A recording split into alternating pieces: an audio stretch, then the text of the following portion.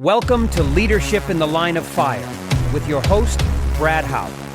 Join Brad as he dives into the heat of leadership challenges, where the flames of business uncertainty meet the hard-earned lessons of firefighting. Embrace change, master agility, and become the trusted leader guiding your team through the smoke. Get ready to ignite your leadership journey. Today's episode is all about empowerment versus authority and leadership evolution. Ever noticed how some leaders let their team call the shots while others keep a tight grip on decisions? We're digging into why sharing power with your team can lead to great stuff, like more creativity and happier teammates. But it's not always that simple, is it? There are some bumps to be dealt with along the way. Plus, I've got some tips on how to rock at being an empowering leader. If you're leading a team or just keen on leadership styles, this is the episode for you. As I always say, leadership is about managing chaos. So let's kick things off with a bit of a historical spin. How have changing times from an industrial revolution to tech boom shaped the way we think about leadership? Is authority fading into the past, or will it always hold a place in being a leader? The old days of the boss says and you do are not gone, but they've become less obvious. And it really does depend where you work. It's easy for people to leave and get a new job these days. So people have to understand, as leaders, we need to approach things differently. I like to think of it as that employees are just like volunteers. They volunteer to stay there and work for you, and not just because you keep paying them. There's often more to their decisions than money. And that's been reinforced many times over by different organizations that are having trouble with retention. And that's in every field, from defense to small business. Doesn't matter how much you pay someone, sometimes they just want to go because they're looking for a new challenge or something's different. Employees these days grew up in a different environment than their bosses. They see things differently. It's simple. The whole boomer versus millennial thing is real, but it doesn't have to be.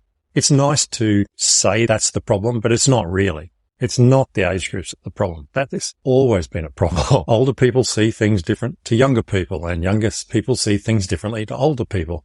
That's life. That's got nothing to do with generations. Yes, there's differences in the generations, but that doesn't necessarily have anything to do with the problems that you're facing.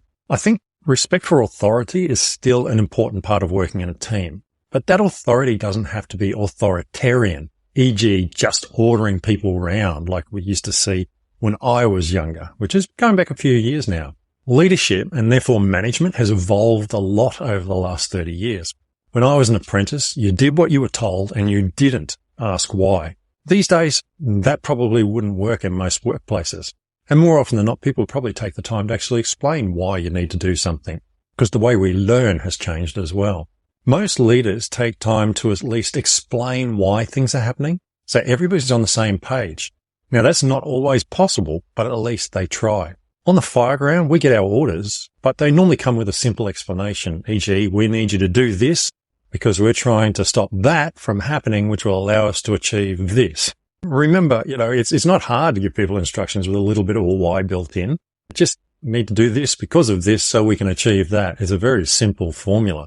When you're dropping off loads of gravel all day, I guess the why really isn't as important.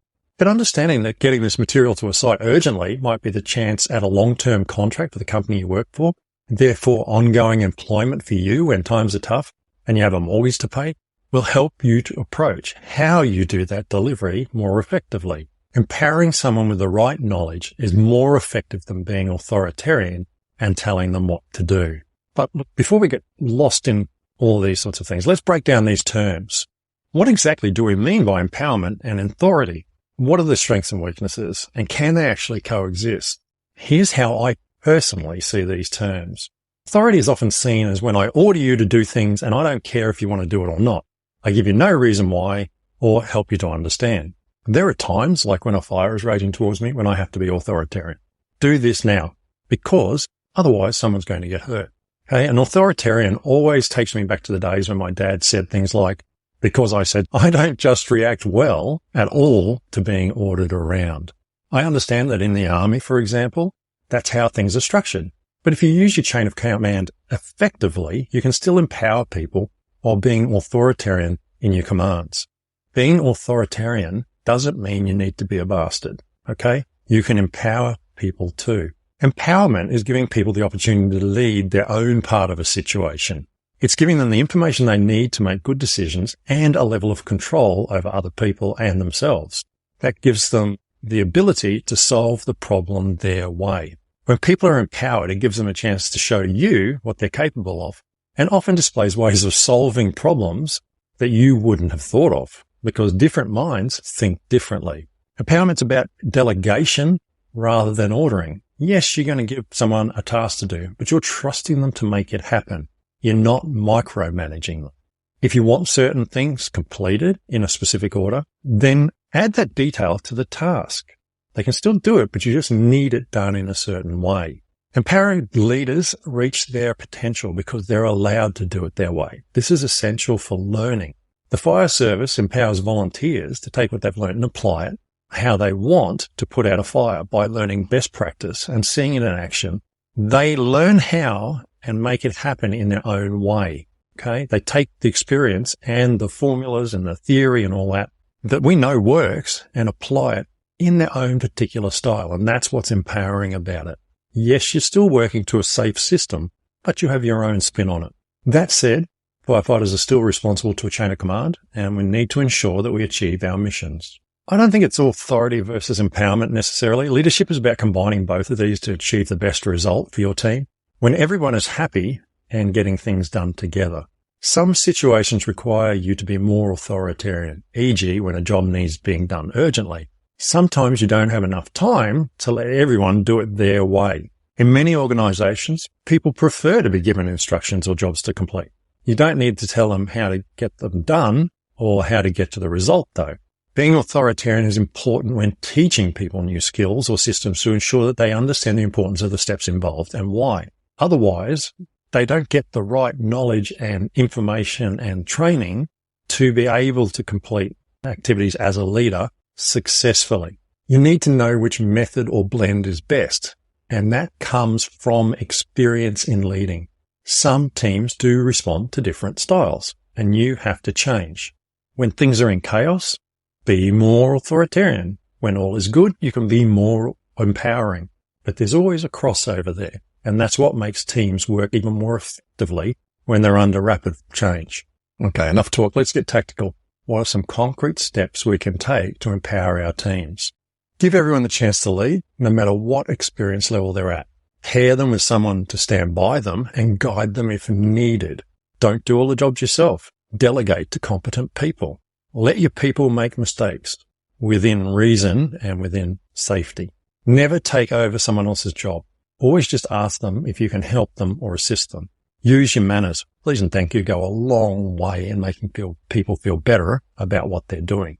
Congratulate people on their milestones or on completing an important task. Make sure that you're regularly evaluating yourself as well, not just people working with you. You need to evaluate what you're doing. Are you being a good leader?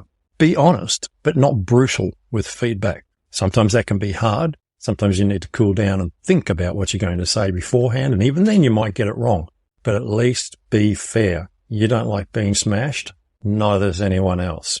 Celebrate with people and spend a little bit of time socially with them. When you're sitting around just talking socially, it's different to being actively involved in a situation where you're in command. Yeah, there's still levels in the conversation, but you can all relax a bit and be more yourself, if that's the right term, when you're in a social aspect. Build a team mentality. The one I'll often see is, we're the A-team. The A-team's coming in. It's a bit of a joke, but it allows people to think of themselves as the best group, and they'll aspire to be the best group when you call them the A-team. So I've seen that work a lot, and it's true in most cases. In this case, you're the A-team. You might be the only team there, but make it fun and never be too strict. You hate it when someone's too strict with you. Why would other people like it? But hold on, empowerment isn't magic. What are the potential downsides of giving away too much control? How can you avoid chaos and maintain accountability? Keep a chain of command. It's important. A chain of command is there to provide structure for everybody involved in any project. Get regular updates from people on how they're going. Doesn't have to be every minute. It can be every day or every week or whatever. It depends on the project. Keep up to date. Communication is everything. It really is. Most people don't realize that you can never communicate too much. But I say that with a caveat. You need to communicate effectively. Just talking all the time, for example, sometimes we have that on the radio, is not communicating effectively. That doesn't need to be done. Okay. So make sure you're communicating effectively, but you keep up your communication. Giving too much control at once can be an issue. Let people build on their successes. When they succeed the first time, they build on that, and they become more knowledgeable and more effective as a leader.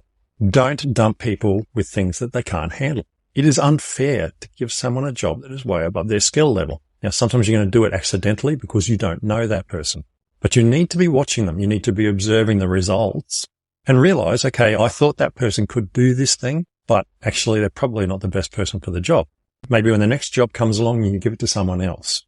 Okay. But make those judgments as you go and give them a chance, but be fair. If you see someone struggling, speak up and check that they're okay. Don't just let a leader struggle, especially if you're working underneath them, not necessarily above them. Don't just let them struggle. Okay. It might be their first time leading. You might have been doing it for years, but you weren't given the task. Be their friend, be there for them, help them with the team. Okay. But let them stay as the leader. Don't take over. That's the worst you can do. Ask people if you can make a suggestion or tell them a story. Oh, this reminds me of the time that such and such. You don't have to go up and say, you should be doing this thing. Say, oh, look, can I make a suggestion? Because I've actually done this task before and we found a way that's really good. Think about your wording. Give them a chance to say, no, look, I know what I'm doing. And that's fine. But at least if you really need to say something, be nice about it. People can achieve amazing results when they're made the leader. But don't ask an apprentice welder to build the Sydney Harbour Bridge just because they've learned how to melt steel together. That's how you break people. Okay? Be fair to the people that you're leading and be realistic in your expectations. Remember, there's no one-size-fits-all answer. Finding the right balance between empowerment and authority is a personal journey. I've provided a few pointers here, but the real exploration starts with you. So reflect, experiment, and lead with authenticity. And hey, if you've got any questions or insight, leave a comment or shoot me a message. Until next time, stay empowered, stay authentic, and stay tuned in for more leadership adventures. If today's episode has sparked new ideas or resonated with you, I encourage you to share it with others who might also find value in these lessons.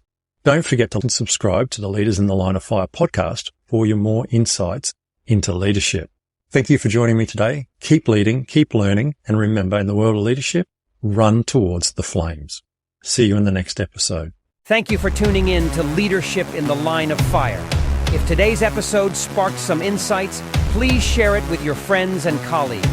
Don't forget to hit like and subscribe so you never miss an episode. Your support fuels this journey. Join us next time as we continue to explore leadership lessons from the fire line. Until then, keep leading with courage and agility.